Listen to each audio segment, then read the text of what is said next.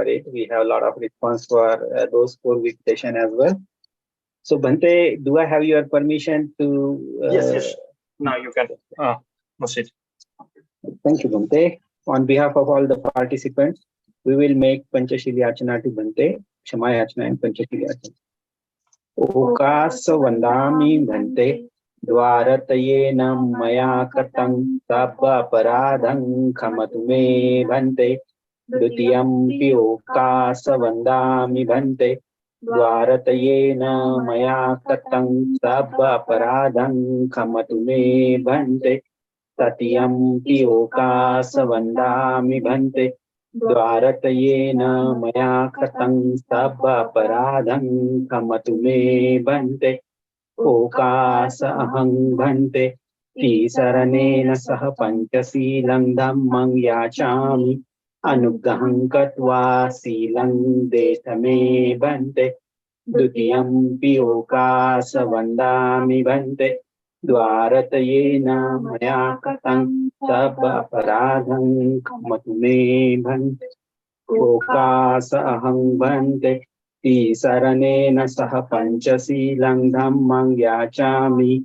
Anugraham Katva Silang Detame Bhante, Tatiyampi Okasa Ahang Bhante, Tisaranena Saha Panchasilang Dhammang Yachami, Anugraham Katva Silang Detame Bhante. Yang ahang vadami tang vadetha. Bhante. Namo tassa bhagavato arahato samma sambuddhassa. Namo tassa bhagavato arahato samma sambuddhassa. Namo tassa bhagavato arahato samma sambuddhassa. Namo tassa bhagavato arahato samma sambuddhassa. Buddhang saranang gacchami. Buddhang saranang gacchami. Dhammang saranang gacchami. Dhammang saranang gacchami. Sanghang saranang gacchami. Sanghang saranang gacchami. Dutiyampi buddhang saranang gacchami. Dutiyampi buddhang saranang gacchami. Dutiyampi dhammang saranang gacchami. Dutiyampi dhammang saranang gacchami. Dutiyampi sanghang saranang gacchami. Dutiyampi sanghang saranang gacchami. Tatiyampi buddhang saranang gacchami. Tatiyampi buddhang saranang gacchami. Tatiyampi dhammang saranang gacchami. Tatiyampi dhammang saranang gacchami. Tatiyampi sanghang saranang gacchami. Tatiyampi sanghang saranang gacchami. Saranagamam vihitam. Bhante. Natipata veramani sikkhapadam samadhiyami. Panatipata veramani sikkhapadam samadhiyami. Adinna dana veramani sikkhapadam samadhiyami. Adinna dana veramani sikkhapadam samadhiyami. Kami sumicca cara veramani sikkhapadam samadhiyami. Kamesu miccācara veramani sikkhapadam samadhiyami. Musa vada veramani sikkhapadam samadhiyami. Musa vada veramani sikkhapadam samadhiyami. Sura miraya majjapama dachana veramani sikkhapadam samadhiyami. Sura meraya majjapama dathana veramani सिक्खापदं समादयामि। साधु साधु साधुति शरणेन सन्धि पंचशीलं धम्म साधुकं सुरक्षितं कृत्वा अपमादीन शील सम्पादित तद्वो आं भन्ते। साधु साधु साधु। साधु साधु साधु। We are so grateful for you, Bhante, for giving us the Dhammadana today. And I request on behalf of all the participants to please start the Desna today, Bhante. Can you please unmute my second ID because I'm using laptop, so I'm leaving this. Sure, Bhante. And which name are you joined with? Same, Bhante Sirisigli. I'm sorry, Bhante Sirisigli Abhasaru. When Sirisigli Okay. Abhasaru. Yes, Bhante.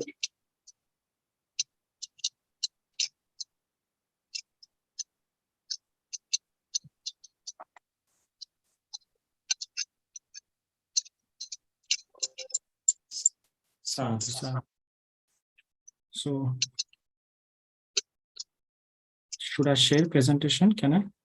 Yes, Bhante. You have access, Bhante.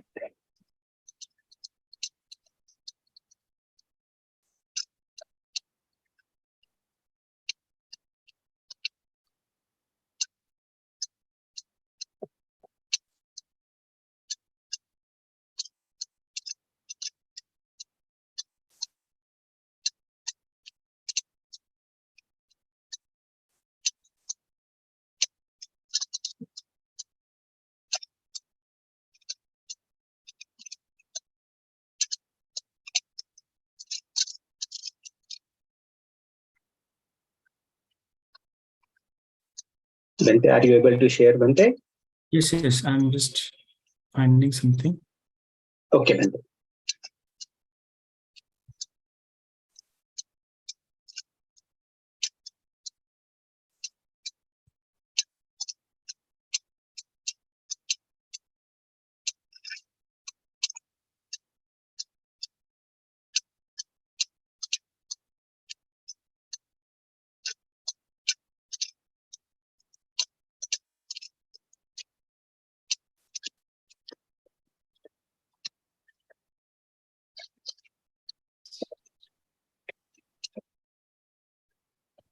First of all, a very good morning to everyone present here.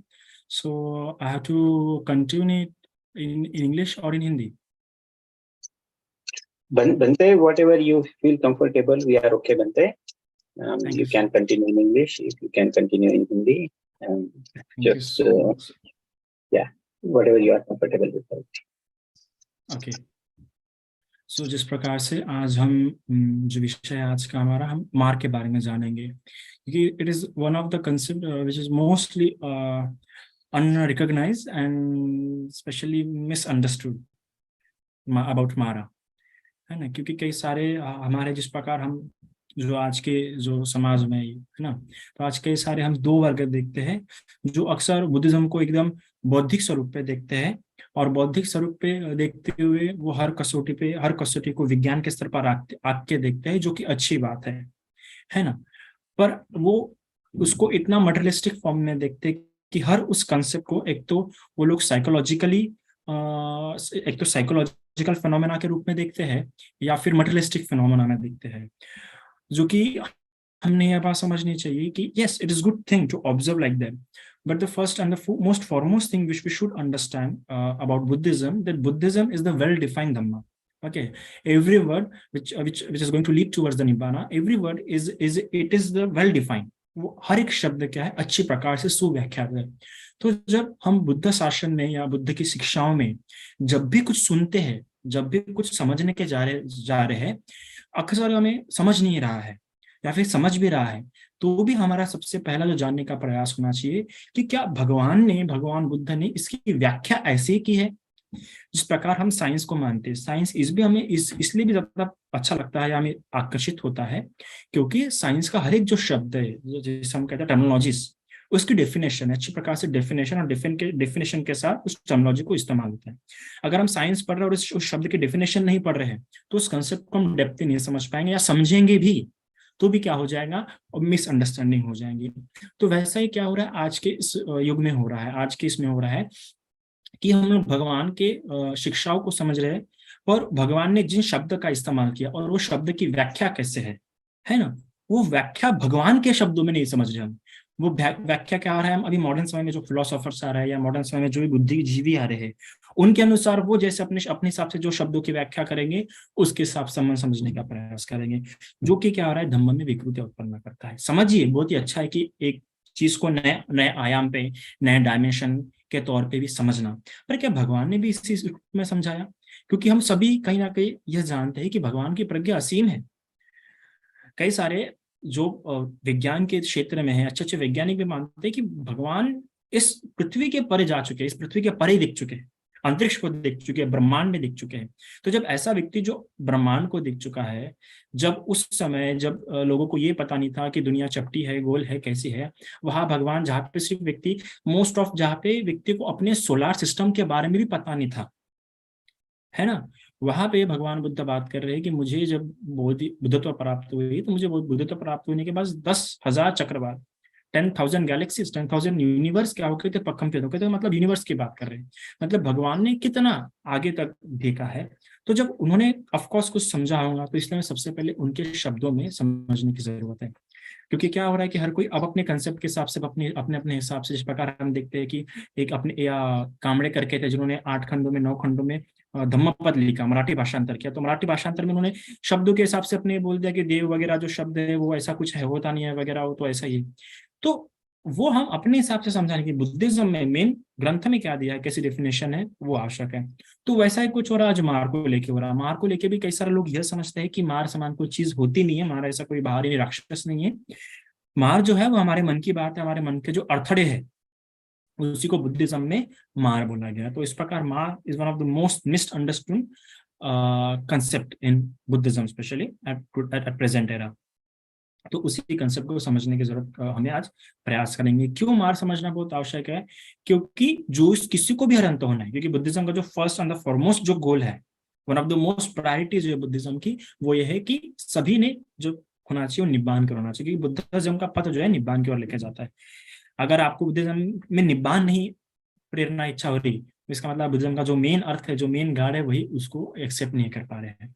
तो इसलिए जिस कुछ को भी अरंत होना होगा, क्योंकि अरंत ही एक मुख्य गोल है, क्योंकि बुद्ध भी अरंत होते हैं, पच्चीक बुद्ध भी अरंत होते हैं, और श्रावक बुद्ध या उनके शिष्य भी क्या होते हैं, उन सभी को अरंत होते हैं। अरंत मतलब मुक्ति। तो अरंत कैसा होता है? जब व्यक्ति मार को पराजित करता है ना। अनंत हो जाना मतलब मार के क्षेत्र के बाहर चले जाना। अब मार आपको परेशान नहीं कर पाएंगे, आप मार के आप काबू में नहीं आ पाएंगे। तो अनंत हो जाना मतलब मार के क्षेत्र के बाहर जाना। निर्वाण प्राप्त करना मतलब मार के क्षेत्र के बाहर जाना। और मार का हमेशा प्रयास होता है कि कोई भी निर्वाण प्राप्त ना करे, क्योंकि निर्वाण मतलब मार के क्षेत्र की बाहर की अवस्था है। लोकातीत मतलब लोक के परे, वो कोई लोक है ही नहीं, वो किसी लोक में गिनती आती ही नहीं। तो इसलिए मार का बहुत इंपॉर्टेंस है। तो हम शुरू करेंगे आज।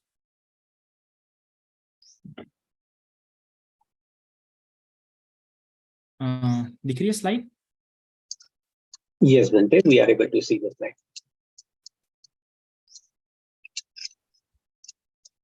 ओके। सो जिस प्रकार से जय मंगल अष्टगाथा, जो कि बहुत ही one of the most famous गाथा इन बुद्धिस्ट लिटरेचर, क्योंकि हर, चाहे वो, अगर हम तो भी ऐसे कई सारे गाथाएं देखते हैं, कई सारे परित्राण के गाथाएं है ना, सूत्र देखते हैं, जो एक बुद्धिस्ट कंट्री में बोले जाते हैं और दूसरे बुद्धिस्ट कंट्री में नहीं बोले जाते हैं। पर जय मंगल एक ऐसी अष्टगाथा है जो कि हर एक राष्ट्र में बोली जाती है।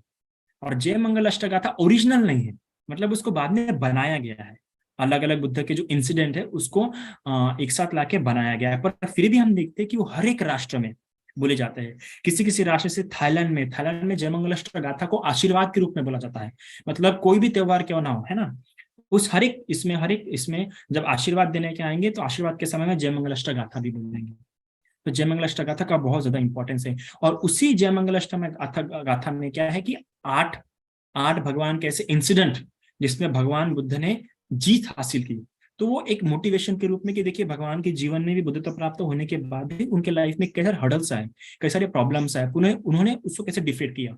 और वो जो 8 तरह के जो प्रॉब्लम्स उस जय मंगल अष्टगाथा में दिए गए, अष्ट मतलब 8 तरह के, उस 8 तरह के जो प्रॉब्लम्स दिए, अगर हम ठीक प्रकार से कंपेरिजन करते हैं तो हमें पता चलता है कि वो सारे प्रॉब्लम्स हमारे लाइफ में भी आ सकते हैं, और आते ही है वो प्रॉब्लम। तो बुद्ध उस समय कैसे रहे, वो हमारे लिए एक मोटिवेशन के रूप में, हमारे लिए एक मार्ग के रूप में वो पूरा आ सकता है। मतलब एक उपासकों के लिए प्रेरणा के रूप में, है ना, मार्ग के रूप में जयमंगल अष्टगाथा बहुत महत्वपूर्ण है। जयमंगल अष्टगाथा के हर एक गाथा के अंत में कहा गया है, तंग तेजसा भवतु ते जय मंगलानि। अगर भवतु ते बोलते हैं तो मतलब तेरा जय मंगल हो, इस सत्य वचन से, इस बातों से तुम्हारा मंगल हो। और तंग तेजसा भवतु मैं बोले तो मेरा मंगल, मैं मंगल, जय मंगलानि। तो ये इस शब्द को समझिए, जय मंगलानि बोला गया है। मंगल मतलब हम जानते हैं, a thing which brings positively change.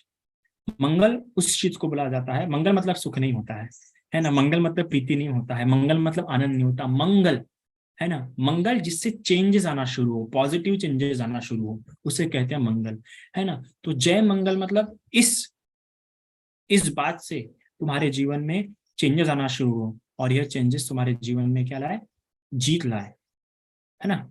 इस प्रकार से जय मंगल को हम समझेंगे। तो भवतु इस प्रकार भावित कीजिए आप। भवतु मतलब भावित करना, उस चीज को बढ़ाना और करते रहना। तो हर इसमें यह बोला गया है, क्योंकि जो सबसे पहली गाथा है वही मार को लेके, मार के इंसिडेंट को लेके, अर्थात जो भगवान बुद्ध को जिस रात को बुद्धत्व प्राप्त हुई उस इंसिडेंट पे क्या है, वो पूरा फोकस किया हुआ है। मतलब सोचिए उस जय मंगलाष्टक गाथा में भी जो पहली गाथा, क्योंकि हम अगर पूरा त्रिपिटक उठा के देखते हैं और पूरे त्रिपिटक का जो हम कैरेक्टराइजेशन देखते हैं, है ना, उसमें जो डिस्टिंक्ट किए हैं बातों को, और जिसका उसका जो अरेंजमेंट है, वो अरेंजमेंट हमें इतना प्यारा देखने के लिए मिलता है कि क्या बताएं। जो हर एक चीज का अरेंजमेंट किया है, कौन सा सूत्र पहले रखा गया है, कौन सा सूत्र बाद में रखा गया है। अगर हम ब्रह्मजाल सूत्र अगर हम दिग्गज निकाय उठा के देखेंगे तो दिग्गज निकाय का सबसे पहला सूत्र जो ब्रह्मजाल सूत्र है। मध्यम निकाय उठा के देखें तो मध्यम निकाय का सबसे पहला सूत्र है मूल पर्याय सूत्र। तो हम देखते हैं कि जो अरेंजमेंट है उस समय के जो भिक्षुओं ने किया है, जब संगायन किया, संगायन में उन्होंने अरेंजमेंट भी की, पहले सूत्र बाद में सूत्र, पहले ये गाथा बाद में वो गाथा, ताकि धम्म, यहाँ तक कि मैं प्रवचन दे रहा हूँ, ओके, प्रवचन प्रवचन प्रवचन शुरू है मेरा, ओके। तो जो अरेंजमेंट उस समय के भिक्षुओं ने किया अल्टीमेट है, उनका क्लासिफिकेशन जो अल्टीमेट है, चाहे धम्मपत्ति गाथाओं से उसका अरेंजमेंट, अगर धम्मपद भी देखते हैं तो धम्मपद में भी सबसे जो पहला चैप्टर है, वो पहला चैप्टर की पहली गाथा मन पे है। और जिस मन की गाथा को पढ़ के इस 20वीं सदी का सबसे महान भिक्षु जो हुआ है उस गाथा को पढ़ के हुआ कि बौद्ध लोग इस गाथा शुरू करते हैं अपना धर्म ग्रंथ। तो अरेंजमेंट बहुत प्यारा है। तो इसी अरेंजमेंट में देखते हैं कि जय मंगल अष्टगाथा में भी सबसे पहली जो गाथा दी गई है, जो सबसे पहली जो गाथा रखी गई इस अरेंजमेंट में, मार विजय को, उस फिनोमेना को, उस कंडीशंस को, उस स्थिति को उस गाथा में सबसे पहले रखा गया। तो इसलिए ये हमारे इस तरह चलता है कि ये एक उपासकों के लिए कितना महत्वपूर्ण स्थान रखता है, उसको उस कंडीशन को उपासकों ने कितने महत्वपूर्ण तरीके से समझने का प्रयास करना चाहिए। तो सबसे पहले गाथा है, बाहु सहस्रमभिनिमित्त सायुधंतम गिरिमेखल उदित घोर ससेन मारा दानादि धम्म विधिना जितवा मुनिंदो तंग तेजसा भवतु तेज मंगलानि। तो जो मार विजय का जो हमारा जो ये जो हमारा जर्नी जो शुरू हुआ है, क्योंकि उस मार विजय के लिए 10 पारमिता की आवश्यक होती है, तो जो जर्नी शुरू हुआ तो उस कथा में कहा जा रहा है कि बाहु सहस्रमभिनिमित्त, ठीक है, कई सारे भुजाओं वाला, बाहु मतलब हाथ, आपको उस पिक्चर में दिख भी सकता है कि कई सारे भुजाओं वाला, कई सारे हाथों वाला, सहस्त्र, सहस्त्र मतलब होते हैं हजार हाथ, है ना। तो 1000 हाथों वाला कोड मार भगवान बुद्ध के सामने में आया था। तो किस पे आया था, गिरि मेखल, गिरी मेखल नाम का जो हाथी, इस प्रकार मार का जो हाथी, इस प्रकार हम देखते हैं माइथोलॉजीज वगैरह में हर इसको कोई ना कोई एक हमें देखने के लिए मिलता है। तो मार का भी जो सवारी है वो हाथी है, एलिफेंट है, जिसका नाम है गिरी मेखल, है ना। अगर हम इंद्र का भी हाथी देखते हैं तो इंद्र के हाथी का नाम है ऐरावत, है ना। हम हाथियों का बहुत इंपॉर्टेंस देखते हैं पाली साहित्य में। यहाँ तक कि महायान में देखते हैं कि भगवान बुद्ध गर्भ में जब प्रतिसंधि हो रही थी तो महामाया को सपने भी सफेद हाथी का आया था, है ना। यहाँ तक कि परिलेख वन में परिलेख नाम के हाथी ने भगवान की क्या किया था, सेवा किया था, है ना। तो हमें हाथियों का बहुत अच्छा वर्णन देखने के लिए मिलता है पाली साहित्य में। और यहाँ तक कि अगर बुद्धिस्ट माइथोलॉजी के जो एंशिएंट बीस्ट्स वगैरह जो आते हैं, जिसमें है ना प्राणी वगैरह जो आते हैं, उसमें भी 2 ही प्राणियों को सबसे ताकतवर माना गया है। एक तो रॉयल लॉयन होता है, जो इसका बहुत ही अलग होता है वर्णन वगैरह, और दूसरा हाथी। इन दोनों को सबसे ज्यादा ताकतवर माना गया है बुद्धिस्ट माइथोलॉजी में भी। तो इस प्रकार से गिरिमेकल हाथी पे सवार होके हुआ आता है, कौन, मार भगवान बुद्ध के सामने में आता है, जो कि 1000 भुजाओं वाला होता है। तो इसको भगवान ने कैसे जीता, तो उसी गाथा में बता रहा है दानादि धम्म। यहाँ पे शब्द को समझिए, दान आदि, इसे 2 शब्दों से बना है, दान और आदि। आदि से क्या तात्पर्य है, आदि से तात्पर्य है बाकी जो 9 पारमिता है, सबसे पहली पारमिता दान पारमिता है, और बाकी कौन सी पारमिता है, 9। ऐसे कुल मिला के दानादि मतलब ऐसे पूरे 10 धम्म जो है, जो 10 पारमिता है, दानादि धम्म विदना, इस विधि से। और यहाँ पे विधि शब्द को समझिए, विधि शब्द पाली साहित्य में या बुद्ध शिक्षाओं में बहुत महत्वपूर्ण स्थान रखता है। क्यों महत्वपूर्ण स्थान रखता है, कि बुद्धिज्म में ऐसा नहीं कि कैसे भी आप कर लेंगे कुछ भी, बुद्धिज्म में हर एक शिक्षा क्या होती है, क्रमिक शिक्षा है। इस शब्द को समझिए, ये शब्द बहुत ही गंभीर है, बहुत ही डीप है। बुद्ध की शिक्षा क्रमिक शिक्षा है, मतलब क्रम से होना पड़ता है। अगर हम देखते शील समाधि प्रज्ञा, फिर उसमें भी समाधि में भी शमद भावना, विपश्यना भावना, विपश्यना भावना में भी कम्मठान, फिर विपश्यना के प्रकार, शील में भी शीलों के भी प्रकार, है ना, फिर चेतनाशील संवादशील, ऐसे सभी की क्रमिक शिक्षा होने कारण क्रम से, फिर परियति पट्टिपति पट्टिभेदन, तो क्रमिक शिक्षा है। तो उसी प्रकार दानादि धम्म, इस पूरी जो विधि है पारमिता पूरे करने की, एक एक जन्म एक एक पारमिता पूरे करते गए, और पहले पारमिता, फिर उपपारमिता, फिर परमार्थ पारमिता, इस प्रकार से पूरा विधि के साथ। ऐसा नहीं कभी भी कुछ भी कर लिए, जो आया मन में आया वो कर ली, एक बराबर सिस्टमैटिक, जिसे वे बोलते हैं हम, एकदम क्लियर वे, एकदम ऑर्गेनाइज्ड वे जिसे हम कहते हैं, क्योंकि Buddhism is the organized, Buddhism की जो शिक्षा है इट्स ऑर्गेनाइज्ड टीचिंग, है ना, it's organized path and clear path, उसमें कुछ भी ऐसा छोड़ा नहीं गया जिसको आप अदृश्य में रखा गया। तो ये बुद्धिज्म का एक सबसे बेनिफिशियल पॉइंट है, क्योंकि हम देखते हैं कई सारे संप्रदायों की, कई सारे पंथों की शिक्षा रहस्यवादी है या वेल ऑर्गेनाइज नहीं है ना। पर बुद्ध ने त्रिपिटक अगर अपने आप में देखेंगे तो त्रिपिटक इतने, अगर हम खुद कैसा धर्म ग्रंथ देखते हैं तो कई सारे धर्म ग्रंथ तो कई सारी शिक्षाओं का ऐसा मिश्रण कर दिया है, कहाँ पे कुछ भी हो रहा है। अगर हम वेदों को उठा के देखते हैं तो वेदों में एक ही बात का आपस में कई जगह पे क्या हो रहा है, क्रिटिसाइज हो रहा है। मतलब अगर हम कॉस्मोलॉजी उसमें थ्योरी देखते हैं वेदों में, तो एक थ्योरी दूसरी ये कर रही है, क्रॉस कर रही है, मैनेज नहीं हो रहा है शिक्षा आपस में। पर बुद्धिज्म त्रिपिटक के जन्म ग्रंथ है वो वेल ऑर्गेनाइज्ड है, हर एक बात एक के बाद एक, पहले पुनः सूत्र बाद में पुनः सूत्र, तो विधिवत शिक्षा होने के कारण तो भगवान भी जो भी काम करता है वेल ऑर्गेनाइज्ड करता है। तो दानादि धम्म विधिना, अच्छी प्रकार से ऑर्गेनाइज्ड, अच्छी प्रकार से परफॉर्म करते हुए, अच्छी प्रकार से बराबर स्टेप बाय स्टेप करके भगवान ने जितवा मुनिंदो, और यहाँ पे कितना प्यारा शब्द इस्तेमाल किया है, मुनिंदो।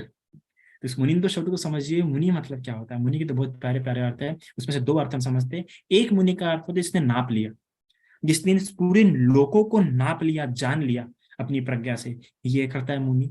दूसरा अर्थ होता है जो मौन हो गया, जो काया के दुष्कर्मों से मौन हो गया है, जो वाणी के दुष्कर्मों से मौन हो चुका है, जो मन के दुष्कर्मों से मौन हो चुका है, जिसके अभी कभी ये कर्म घटेंगे नहीं, जिसके सारे कलेश मौन हो चुके हैं, अभी फिर से कभी उत्पन्न नहीं होंगे, जिसका सारे उपादान तृष्णाएं क्या हो चुकी है, मौन हो चुकी है, अभी कुछ कभी उत्पन्न होंगे नहीं, उससे कहते हैं मुनिंदो। तो ऐसे मुनि ने जीता।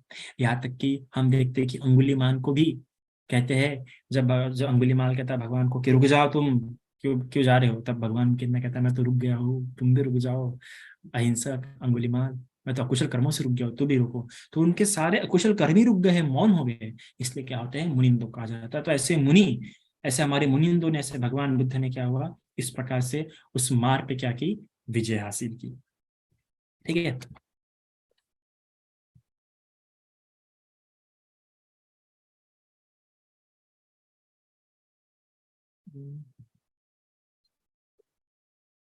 नेक्स्ट, अभी ये जो मार है, अब मार को भी पाली साहित्य में, बौद्ध साहित्य में कई नामों से जाना जाता है, कई सारे नाम मिलते हैं। एक जो नाम है अधिपति, एक इसका यह नाम है अधिपति, मतलब जिसका सभी बातों पे अधिपत्य है, सारे लोग पे। जिस प्रकार हम देखते हैं बुद्धिस्ट का कॉस्मोलॉजी में 31 लोग, 31 प्लैनेट्स बताए गए। अब यहाँ पे समझिए कि सिर्फ 31 प्लैनेट्स नहीं है, एक पर्टिकुलर गैलेक्सी में, एक पर्टिकुलर गैलेक्सी में 31 लोग बताए गए, और इस प्रकार हर एक लोक में क्या है, 31 लोग होते हैं, हर एक लोक में 31 लोग होते हैं। तो इस प्रकार उनका अधिपत्य, मार का क्या नाम है, अधिपत्य भी एक नाम है। अधिपति इस अर्थ में उसका नाम है कि उसका सारे लोकों पे अधिपत्य है, उसका राज चलता है। किस प्रकार राज चलता है, तो हम देखते हैं, हम आज हमारी जो मोस्ट ऑफ लाइफ है चीजों के अधीन है, भौतिक वस्तुओं के अधीन है। किसी की लाइफ फोन के अधीन है, किसी के लाइफ पत्नी के अधीन है, किसी के लाइफ बच्चों के अधीन है, मतलब उनके अंडर कंट्रोल होके चल रहे हैं हम, अंडर कंट्रोल में है। तो ये जो अलग अलग चीजों के जिस कंट्रोल में है, यही अधिपत्य, यही मार्ग का क्या है, अधिपत्य है। उस तरीके से इनडायरेक्टली हम पे क्या कर रहा है, वो रूल कर रहा है, तो इस मायने में उसका अधिपत्य है। दूसरा जो उसका नाम है अंतक। अंतक इस नाम से भी मार्ग को जाना जाता है। अंतक मतलब अंत करने वाला है ना। आखिर में किसी भी चीज को हम कितना भी क्यों ना पसंद करें, कितने भी अच्छे क्यों ना हो, कितना भी संभाले क्यों ना रखें, हर वो चीज का अंत होता है। उस वस्तु का भी होता है और हमारा भी होता है। तो ये अंत भी एक तरीके से जो अंत है, ये अंत भी हमारे में दुख उत्पन्न करता है, खासकर प्रिय वस्तु का, और स्वयं का भी अंत। तो इस प्रकार से भी वो राज करता है और इस प्रकार से भी वो प्राणियों को अंत करता है। वो कभी भी अगर अगर वो इस लोक के बाहर जाने का प्रयास कर रहा है या महान पुण्य करने का प्रयास कर रहा है, तो वो उसका अंत कर देता है। अंत इस मायने में भी, एक मायने में भी अंत करता है कि अगर कोई एकदम अच्छे मार्ग पर चल रहा है तो उस मार्ग से उसको भटका देता है। इस प्रकार से उसके कुशल कर्म पथ का वो अंत कर देता है वहीं पे। तो इस मायने में भी उसका नाम एक अंतक है। फिर उसका दूसरा नाम है नमूची। नमूची मतलब नमूची का अर्थ होता है साधारण कोई मुक्त नहीं हो सकता, जिसके बंधन से कोई क्या नहीं हो सकता, मुक्त नहीं हो सकता है। क्या मुक्त हो पाता है? अगर आज भी हमें किसी ने कहा कि चलो गुरु हत्या करते, इच्छा होती है, कई बार मन में उत्पन्न होता है, पर बच्चे दिख जाते हैं, परिवार दिख जाता है, तो मतलब फिर से हम बंधन में बन जाते हैं। हम खुद देखते हैं, जैसे कि कौन, राहुल। जब राहुल का जन्म हुआ था तब ये गृह त्याग करने वाले सिद्धार्थ गौतम, तो किसी ने आके बताया कि यार आपको पुत्र हुआ है, तो वो भगवान के मुंह से, सिद्धार्थ गौतम के मुंह से निकल गया, अरे राहुल उत्पन्न हो गया, बंधन उत्पन्न हो गया। तो इस प्रकार हम जो भी अच्छा कर्म करने जाते हैं, अच्छा कोई बड़ा निश्चय या गृह त्याग सम्यक संकल्प करने जाते हैं, तो उसमें क्या हो जाता है, हम मार के बंधन में आके वो नहीं कर पाते संकल्प ठीक प्रकार से पूरा, तो इसलिए भी उसको नमुची कहा जाता है। फिर प्राणियों को अपने वश में रखने वाला, वश में रखने वाला होता है। हम देखते हैं कि हर बातों की, किसी न किसी बातों के वश में है, तो वश में रखने के कारण भी इसका नाम क्या है, वशवर्ती। इसके अलावा बुद्ध ने अक्सर मार को अगर किसी नाम से बुलाया है तो पापी मार, हे पापी मार, दुष्ट मार, इस नाम से बुलाया, क्योंकि वो बहुत पापी इंसान था उस समान पाप, क्योंकि हर एक को भटकाने का प्रयास करता था। सबसे ज्यादा पाप तो उसी ने किया, और कितना परेशान किया भगवान बुद्ध को, बहुत बार परेशान किया, हम जानेंगे कि कितने बार प्रयास किया। तो इसलिए पापी मार, दुष्ट मार, हमेशा मार को यही करके भगवान ने संबोधित किया है। इसके अलावा दूसरा जो नाम है उसका कान्हा। कान्हा मतलब होता है कृष्ण पक्षी, मतलब जिसका रंग क्या होता है, काला होता है, पर मार काला नहीं रहता है। पर मार के कर्म जो थे काफी काले थे, काफी घृणित थे, इसलिए मार को कान्हा भी लोग कहते हैं, कुछ कुछ लोग कान्हा। और तो इस प्रकार से, और सबसे जो खतरनाक जो नाम मुझे लगता है वो है पमत्त बंधु।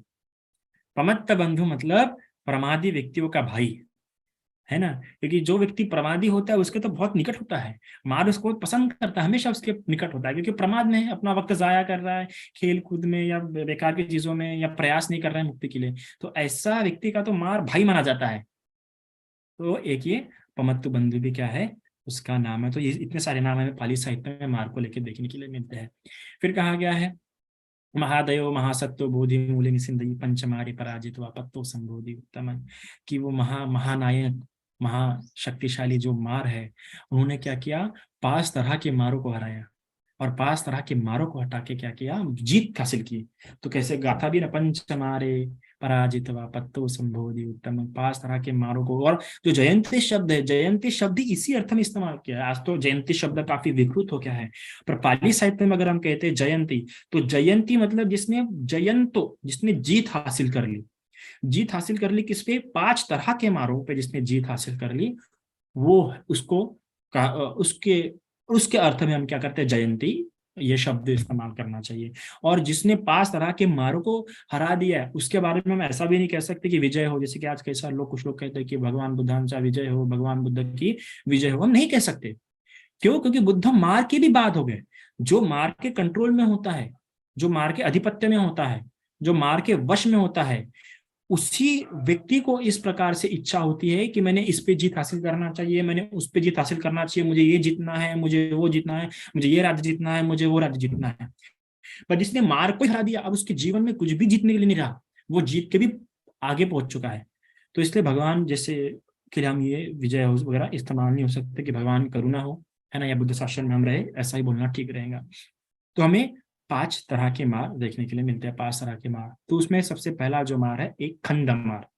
मतलब ये जो 5 तरह के जो स्कंद है, इन स्कंदों के प्रति जो उपादान है, यह भी हमारे जीवन का मार है। तो ये एक तरीके से जो है मेंटल डिफॉल्मेंट के रूप में या साइकोलॉजिकल फिनोमेना के रूप में आप कह सकते हैं कि ये जो ये इस मार की जो बात है, ये एक साइकोलॉजिकल फिनोमेना है कि जब हम इन 5 इंद्रियों के से जब हमारा उपादान हो जाता है, तब हम समझ जाओ मार से मारे गए, या मार से हम मारे गए, है ना, या मार हमको मारेगा। जब इन 5 जो स्कंद है, जिस प्रकार हम पहले भी लेक्चर में आप लोग पढ़ चुके हैं, वेदना, संज्ञा, संस्कार, विज्ञान और रूप, ये 5 स्कंदों के प्रति जब हमारा उपादान होता है, उपादान मतलब अटैचमेंट, और भगवान भी दुख की परिभाषा में कहते हैं पंच उपादान खंडापि दुखा, कि 5 उपादान स्कंद दुख है, 5 स्कंद दुखद नहीं है, पर इन 5 स्कंदों के प्रति जब हमारा उपादान हो जाता है, अटैचमेंट हो जाता है, तो ये 5 स्कंद क्या क्या हो जाते हैं, हमारे जीवन में दुख होते हैं, और फिर आगे चलते इन्हीं 5 स्कंदों के कारण हम मारे जाएंगे, या हम खुद अपने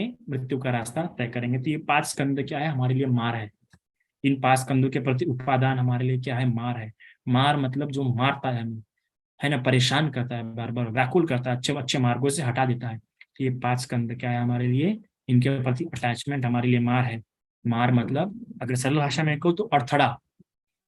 अगर इन 5 स्कंदों के प्रति अटैच हो गए, तो आपको भले आप निब्बान की कामना करो, पर किसी न किसी बात में आपको अड़थड़े बार बार मिलते ही रहेंगे। तो क्यों क्यों मिलेंगे आपको अड़थड़े, अटैचमेंट के कारण। समझ जाओ आपको कहीं बाहर जाना है ना, कहीं बाहर आपको किसी अच्छे काम से जॉब के सिलसिले में जाना है, पर अगर आप परिवार को नहीं छोड़ पा रहे तो क्यों, तो इन्हीं 5 स्कंदों के प्रति आपका अटैचमेंट है, इसलिए आप छोड़ नहीं पा रहे। कोई बड़ा काम करने जाना है, पर आपको पुरानी बात छोड़ने की इच्छा नहीं होती, क्यों नहीं छोड़ पा रहे, क्यों अड़थड़ा आ रहा है, तो यही 5 स्कंदों के प्रति आपका अटैचमेंट होने के कारण। तो ये एक है। दूसरा क्लेश मार, जो हमारे, ये भी एक साइकोलॉजिकल फिनोमेना, ये भी जो हमारे साइकोलॉजिकल फिनोमेना के रूप में आप जानिए। तो ये जो तन्हा है, तन्हा मतलब डिजायर, दूसरा उपादान मतलब अटैचमेंट, और तीसरा भव, भव मतलब जीने के लिए जो हम बार बार प्रयास कर रहे हैं, द डिजायर टू लिव, या टू बी लिव्ड, या टू बी लिव। तो ये जो 3 तरह की जो बातें जो मन में बार बार उत्पन्न होती रहती है, ये पूरे मन को कलेषित कर देती है। कलेषित मतलब क्या, पूरा दूषित। आप कोई भी काम करने जा रहे हैं, मन तो दूषित हुआ है, पर वो काम भी आपका पूरा क्या हो जाएगा, दूषित हो जाएगा। वो काम भी आपका पूरा क्या हो जाएगा, उसी प्रकार अकुशल कर्मों में आ जाएगा, या उपादान में आ जाएगा, या भव में। तो ये 3 बातें जब कोई कार्य करते समय आपको में उत्पन्न हो जाती है, ये 3 बातें जब भी आपके मन में उत्पन्न हो जाएंगी, तो आप समझ जाइए मार उत्पन्न हो गया, अथवा उत्पन्न हो गया मन में, है ना। अभी ये मेरे कुशल कर्म में बाधा बन गया, मैं इसमें कुशल, अभी मेरा ये जो कर्म रहेगा ये कुशल कर्म में गिना नहीं जाएगा। तो ये भी क्लेश समार, मतलब ये वो जो मार, वो जो तन्हा उपादान भव मन में उत्पन्न हो गया, तो आपको समझ जाइए ये भी मार है, ये भी एक साइकोलॉजिकल फिनोमेना है। फिर दूसरा मृत्यु मार, मृत्यु मार मतलब मृत्यु मार, ये भी ये तो एक मटेरियलिस्टिक फिनोमेना है। मटेरियलिस्टिक फिनोमेना इस तार में, जब आपकी लाइफ फैकल्टी का जब एंड हो जाता है, जब आपकी डेथ हो जाती है इस लाइफ, इस बर्थ में, है ना, तो क्या होता है, मार अक्सर कोशिश करता है कि बाबा इसको भी मार दिया जाए, तो मर जाए।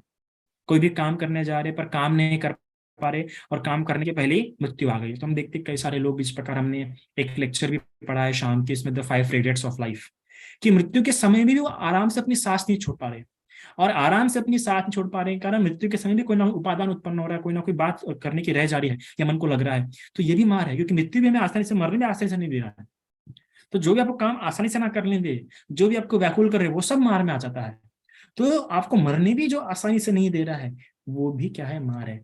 तो उस मार को कह सकते हैं मृत्यु मार। ये आपको जो मार दे रहा है, वो काम पूरा कर नहीं दे रहा है, उसे हम कहते हैं मृत्यु मार। तो ये एक मटेरियलिस्टिक फिनोमेना में जो आपकी लाइफ चली जाती है ना, फिजिकल और मेंटल फिनोमेना मिक्सचर हो गया। फिर अभिसंखार मार, अभिसंखार मार मतलब वो मार होता है जिसमें आप जो संस्कार बनाते हैं ना, संस्कार, भगवान ने भी कहा है कि 3 तरह के संस्कार होते हैं, एक पानी पे घिंची हुई लकीर समान, दूसरे रेती पे घिंची हुई लकीर समान, और तीसरी पत्थर पे घिंची हुई लकीर समान। अगर पानी पे घिंची हुई लकीर समान अगर हुआ है तो मिट जाएंगे तुरंत, आगे गिर जाते थे, पीछे पीछे मिट जाएगा। रेती पे है तो कुछ दिनों बाद मिटेंगे, और पत्थर पे तो कभी नहीं मिटेंगे। उसी प्रकार हम जो भी कोई एक्शन कर रहे हैं, या जो भी कुछ सोच रहे हैं, जो भी कुछ बोल रहे हैं, ये 3 प्रकार से किसी कर्म में बन सकता है, 3 प्रकार का कोई संस्कार बन सकता है। पानी का संस्कार बना, टेंशन की बात नहीं है, चिंता की बात नहीं है। पर पत्थर वाला संस्कार बना, तो फिर क्या हो जाते हैं, हमें समय समय पे व्याकुल करता है, फिर उसके हिसाब से हमारा जीवन बन जाता है। जैसे कि वो थॉट है ना, what will you think, what ever you will think you will become, जैसे तुम सोचोगे वैसा तुम बनोगे। तो ये संस्कार है। वो जो सोच रहे, अगर वो सोचते सोचते आपके गाढ़े संस्कार बन रहे हैं, तो फिर आप उसी तरह के व्यक्ति बनते बनते जाएंगे। तो ये संस्कार जैसे बनाएंगे उसी प्रकार आप संस्कारित होंगे। और संस्कार चाहे कुशल हो या अकुशल हो, दोनों दुखदायी हो, दोनों ही इस भव चक्र में घुमाने वाले कारण है, क्योंकि भगवान ने सबका विद्या प्रत्यय संखारा। क्या ये संस्कार भी, अगर संस्कार बनते जा रहे बार बार गाढ़े संस्कार बनते जा रहे, तो इसका मतलब आप क्या विद्या से कर रहे हो आप, और आपका भव चक्र में क्या हो जा रहा है, और बनते जा रहा है, बनते जा रहा है। तो ये भी आपको भव चक्र में घुमाने का क्या बन जाता है, आपके जीवन में अथर्व उत्पन्न करने का कारण बन जाता है। जिस प्रकार आपको देखिए, हमें क्या होता है, आलस, अगर आलस का बहुत संस्कार, आलस की आदत है, तो हमारा अथर्व बन जाता है आलस कई सारे कामों करने में, है ना। या हमें लेट उठने की आदत है, संस्कार है, तो वही बाकी काम में आदत मतलब मुश्किल बन जाती है, और आदत को छोड़ना भी और कठिन हो जाता है, तो भी ये संस्कार, इट्स ऑल्सो साइकोलॉजिकल फिनोमेना। ठीक है। और पांचवा जो सबसे आखिरी है देव पुत्र मार, इस मार की है जो आज हम यहाँ पे बात करेंगे। ये वो मार है जो एग्जिस्ट करता है एक देव के रूप में, ये वो मार है जिसकी अपनी क्या है, एक अपना एक लोक है, जो अपना एक देव के रूप में एक एग्जिस्ट करता है। इस मार की जो बात है, यही वो मार है जो बुद्ध के समय में बोधि वृक्ष के नीचे वैशाख पूर्णिमा के समय में आया था। यही वो मार है जब बुद्ध गुरु सिद्धार्थ गौतम बुद्ध गुरु त्याग कर रहे थे तब आया था। यही वो मार है जब बुद्धत्व प्राप्त करने के पहले, जब भगवान बुद्ध ने अपनी कठोर से दुष्करचर्या कहते हैं, दुष्करचर्या त्याग के बचपन के ध्यान को जो याद करते हुए जब मध्यम मार्ग की साधना करने बैठे बुद्धत्व प्राप्ति के पहले, तो ये मार आया था। यही वो मार है, यही वो मार है जिसने भगवान बुद्ध को कहा था कि चलो भगवान आपका समय हो गया है, अभी परिनिब्बान लीजिए। तो भगवान ने कहा नहीं, जब तक मेरी चारों परिषद अपने पैरों पे खड़ी नहीं जाती है, पूरे धर्मों को समझ जाती है, तब तक मैं नहीं लूंगी। यही वो मारे जब भगवान ने कहा था आनंद को स्तूप के पास कि जिसको 4 रिद्धि पादुका ज्ञान है वो आयु कल्प भर आयु पर जी सकता, मतलब उस समय भगवान 100 या 100 से थोड़ा ज्यादा जी सकते थे, पर आनंद के मन पे मार हावी था क्योंकि वो सिर्फ सोतापति था। तो उसने भगवान को याचना नहीं कर पाया, क्योंकि भगवान को किसी भी चीज के लिए याचना करनी पड़ी, तो उसने भगवान को याचना नहीं किया कि भगवान ठहरिए। तो ये इस मार के कारण, क्योंकि मार उस पर उस समय हावी था। और यही वो मार है जब भगवान बुद्ध के समय में, जब भगवान बुद्ध ने पूरे गांव में परिचारिका की, पिंडपात की, पर पिंडपात करने पर भी भगवान को एक भी स्थान पे क्या नहीं मिला, भोजन नहीं मिला, पूरा गांव चार्य करने पर भी। ये वो मार के कारण है। तो इसी प्रकार ये मार है, और जो भोजन सूत्र दिया गया है वो तो अलग आ जाता है। तो इस मार की हम बात करें जो एग्जिस्ट करता है एक देव के रूप में, है ना, जो ऐसे तो हमारे लिए नहीं आता, लेकिन ये मार अक्सर बुद्धों के लिए आता है, या जो अरंत बनने वाले के लिए आता है, क्योंकि आवश्यकता ही नहीं पड़ती मार को हमारे पास आने की। और भी सिर्फ सेना है, उसकी सेना का पहला पहला सिपाही हमारे लिए बहुत हो जाता है। तो ये अक्सर बुद्ध या फिर अरंतों के लिए आ सकते हैं, वरना नहीं। तो देवपुत्र मार, अब ये जो देवपुत्र मार है, ये परिनिमित वशवर्ती देवलोक में रहता है। जिस प्रकार हम जानते हैं कि 6 देवलोक बताए गए और एक मनुष्य को पकड़ के 7 सुगति बताए गए हैं, तो ये 6 देवलोक में जो सबसे आखिरी का, सबसे ऊपर का जो देवलोक है, परिनिमित वशवर्ती देवलोक, ये वहां पे वास करता है ये देव। और अभी समझिए, ये वहां का राजा नहीं है, ठीक है, क्योंकि वहां का जो देव राजा है उसका नाम है वशवती, राजा वशवती। इंद्रलोक का राजा देवराज शक्र है, तावंतिसा का, है ना। तुषित का राजा है संतुषित राजा। तो ये जो है, ये किसका, कहाँ का राजा है, ये राजा नहीं है, पर इसे कहते हैं बंडखोर, या कहते हैं रिबेलियस, है ना। ये उस रूप में वहां पे रहता है कि अपने कुछ इसने गठ बना लिया, और वहां पे अपने गठ के हिसाब से अपने इलाके में अपने राज करके हुए रहता है सबके, और इसे कोई हरा भी नहीं पाता, क्योंकि सभी इंद्रियों के अंदर है, इंद्रियों के वशीभूत है। इसका क्षेत्र ही वो है, मार का क्षेत्र मतलब कौन था, इंद्रियों का क्षेत्र। इस बात को समझ जाइए, मार का क्षेत्र मतलब इंद्रियों का क्षेत्र, और निर्वाण का क्षेत्र मतलब इंद्रियातीत, इंद्रियों के बाहर का क्षेत्र। तो इसलिए ये फिर भी देखिए, 7वें देवलोक में रहता है फर्क, पर फिर भी इसका आधिपत्य इसके ऊपर के ब्रह्मलोक में भी है। इसके ऊपर के ब्रह्म लोकों तक इसका क्या आधिपत्य, यहाँ तक कि महाब्रह्मा को तो भी अपने वश में रखता है मिथ्या दृष्टि के रूप में। इतना यह मार क्या प्रभावशाली है। यहाँ तक कि मिलिंद प्रश्न में भी कहा गया है कि इस एक चक्रवाल में, एक यूनिवर्स में, है ना, ये 8 बातें होती है जो क्या होती है, महंतों से एका ये वो, कि ये 8 बातें होती है जो बहुत ही महान होती है और एक ही होती है एक चक्रवाल में। एक चक्रवाल में सिर्फ एक ही रहेंगे और बहुत महान रहेंगे। तो कौन सी वो 8 बातें हैं, मेन प्रश्न में कहा गया है बुद्ध। एक चक्रवाल में सिर्फ एक ही बुद्ध हो सकता है, क्योंकि एक साथ 2 बुद्ध हो गए तो पृथ्वी उनका भार संभाल नहीं पाती है। तो एक चक्रवाल में सिर्फ एक ही बुद्ध होते हैं। दूसरा, एक समय एक चक्रवाल में सिर्फ एक ही पृथ्वी रहती है ना। उसी प्रकार हर एक चक्रवाल में सिर्फ एक ही पृथ्वी रहेंगी। तीसरा, एक चक्रवाल में एक ही समंदर रहता है, एक ही पानी, एक ही रहता जगह पानी रहेगा, ठीक है। चौथा, एक चक्रवाल में एक ही सुमेरु पर्वत रहेगा, उससे ज्यादा नहीं रहेगा। 5वां, एक चक्रवाल में एक ही स्पेस रहेगा, एक ही आकाश रहेगा। 7वां, एक चक्रवाल में एक ही शक्र, शक्र मतलब इंद्रों का राजा, तावंसा देवलोक का राजा, एक ही शक्र रहता है, एक ज्यादा नहीं रहता है। उस प्रकार एक चक्रवाल में एक ही महाब्रह्मा रहता है। इस प्रकार हम देखते हैं पुरोहित वगैरह ऐसे बहुत सारे ब्रह्मा होते हैं, पर महाब्रह्मा सिर्फ एक ही रहेगा, है ना। उसी प्रकार एक ही मार रहता है पूरे एक चक्रवाल में। तो इस प्रकार ये 8 बातें हैं जो एक इसमें क्या रहते हैं, सिर्फ इतनी रहती है। और हमारे इस पुण्य कर्मों से ये जो इन सभी के जो पद है, शक्र पद, मार पद, ब्रह्मा पद, ये जो पद है यह और बोधिसत्व पद, अपने पारमिताओं से इन चारों पदों को प्राप्त कर सकता है। और ये चारों पद काफी महान माने जाते हैं, काफी शक्तिशाली पद माने जाते हैं एक बुद्धिस्ट लिटरेचर में। ठीक है, तो ये पंच मार्ग। अगर टाइम होता है तो प्लीज मुझे इन्फॉर्म कर दीजिएगा। Okay, is it finish time? आप कंटिन्यू कर सकते हैं Bhante. Yes, how many minute left? Bhante we are okay for another 30 minutes Bhante. Okay okay.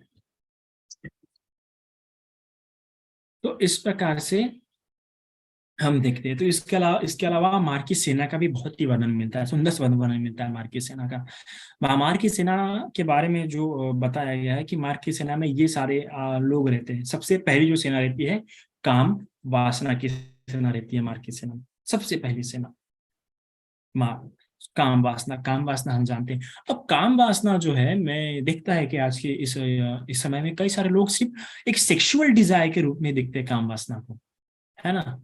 एक सेक्सुअल क्राइविंग के रूप में ही देखते हैं। फिजिकली फिनोमेना, फिजिकली जिसमें सेक्सुअल कंडक्ट होता है, सिर्फ उसी केस में देखते हैं। पर काम वासना है, जो काम शब्द इस्तेमाल है या काम तृष्णा जो इस्तेमाल है बौद्ध साहित्य में, इसका बहुत ही ब्रॉड पर्सपेक्टिव है, बहुत ही ब्रॉड सेंस में इस्तेमाल किया गया है। पर हम उसको सिर्फ फिजिकल कंडक्ट में ही ले रहे हैं, है ना। जो फिजिकली जो हम सेक्सुअली करते हैं उसी इसमें लिया गया है। काम वासना मतलब क्या होता है, सॉरी काम तृष्णा मतलब क्या होता है कि जो हमारी 6 इंद्रियां है, उन 6 इंद्रियों के जो विषय है उसके प्रति भोक्ता का भाव रखना, उसके प्रति और चाहिए चाहिए, उसको हमेशा भोगते रहना बिना जानते हुए, उसको कहा गया है काम तन्हा, है ना। तो ये पूरे देवलोक तक रहती है, देवलोक के ऊपर नहीं। 7वें देवलोक के ऊपर जो हमें दिखते 16 ब्रह्मलोक, उसमें काम तृष्णा नहीं हो सकती है, उसमें सिर्फ भाव तन्हा होती है ना। भाव तन्हा हो सकती है या फिर मिथ्या दृष्टि हो सकती है। काम तृष्णा जो हमें देखने को मिलती है वो सिर्फ इसमें ही, देवलोक में काम तृष्णा और भोग संपत्ति, सिर्फ ये इन देवलोक और मनुष्य लोक में देखने के लिए मिलती है।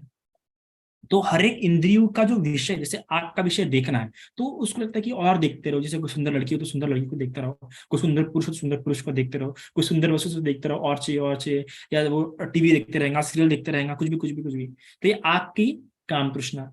फिर कोई अच्छा शब्द हो, अच्छा गाना हो, और क्या प्यारी है, सुंदर सुंदर, मुझे सुनने तो गाना वगैरह वगैरह, ऐसे वैसे बोलते वाला गाने बजा देगा, ये उसकी तृष्णा है। तो कौन सी तृष्णा है? उसकी काम तन्हा है। पर कौन सी काम तन्हा है? गन श्रोत काम तृष्णा है उसकी। फिर कोई अच्छा टेस्ट लगा तो, अच्छा लगा तो और खाया, किसी को मोमोज पसंद है तो मोमोज बहुत खाता है, किसी को शराब पसंद है तो शराब बहुत पीता है। तो वो उसकी जो तृष्णा है ये भी काम तृष्णा है, पर ये कौन सी पर्टिकुलर है? ये काम तृष्णा उसकी जीवा को लेकर काम तृष्णा है। उसी प्रकार ये जो 6 इंद्रियों के 6 जो विषयों के प्रति जो तृष्णा रहती है उसे कहते हैं हम काम तृष्णा। तो ये सबसे पहली सेना है मार की। तो जब भी अच्छा कोई काम करने जा रहे हैं, है ना, या अच्छा प्रयास कर रहे हैं पारमिताओं के लिए या साधना के लिए वगैरह, कुछ भी प्रयास कर रहे हैं, ये तब काम तृष्णा हमारे मन में उत्पन्न हो जाती है, जो कि मार सेना में से पहली सेना है। इसको सेना में इस रूप में कहा जाएगा कि तृष्णा, मैंने पहले कहा कि 6 इंद्रियों की 6 अपनी अलग तृष्णा है। इसके अलावा 108 प्रकार की तृष्णा बताई गई है ना। तो इस सिर्फ इन इंद्रियों की मिला के अगर मिला के बात करें तो सिर्फ इंद्रियों पे ही 108 प्रकार की तृष्णा, अगर वो भी कंसेप्टली अगर हम बात करें, कंसेप्ट थ्रू सिर्फ उसकी, जिसमें 1500 आगे जाके कलेश वगैरह भी होते हैं, तो 108 प्रकार की। तो ये जो और ये स्पेशली ये उपासकों के लिए पहली सेना काफी है। उपासकों के लिए ये सिर्फ जो गृहस्थ है उनके लिए सिर्फ ये पहली सेना ही है। फिर दूसरी सेना जो शुरू हो रही है, जो दूसरी सेना, वो दूसरी सेना शुरू होती है भिक्षुओं के लिए, क्योंकि पहली सेना में उपासक हार मान जाते हैं, ठीक है, अंडरस्टैंड। तो बाद में जो दूसरी सेना जो क्रम शुरू होता है वो शुरू हो जाता है फिर भिक्षुओं के लिए, क्योंकि वो गृह त्यागी होता है। और गृह त्यागी होने के लिए उनको हमेशा प्रयास साधना के लिए करना पड़ता है, निर्वाण के लिए करना पड़ता है, जो भोग संपत्ति है उसको लेके बड़ा सतर्क रहना पड़ता है। तो सारी बातें, शंका, संदेह, घमंड, अहंकार, लाभ, प्रसिद्धता, ये जो सारी बातें ये अक्सर भिक्षुओं पर ज्यादा हावी रहते हैं। बाकी पहली सेना में तो उपासक बैकआउट हो जाते थे।